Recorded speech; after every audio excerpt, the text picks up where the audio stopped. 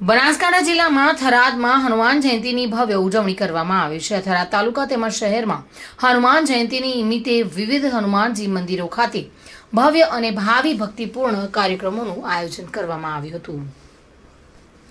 ઠેર ઠેર ભક્તો દ્વારા હવન યજ્ઞ, ભજન કીર્તન અને બટુક ભોજન જેવી અનેક ધાર્મિક પ્રવૃત્તિઓ યોજાઈ હતી।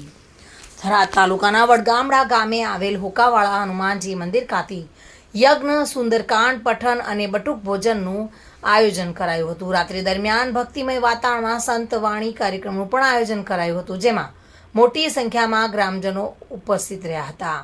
થરાદ શહેરના ભીડભંજન હનુમાનજી મંદિર ખાતે ભાવિક ભક્તો અને યજમાનો દ્વારા હવન યજ્ઞ કરીને ધામધૂમથી હનુમાન જયંતીની ઉજવણી કરાઈ હતી।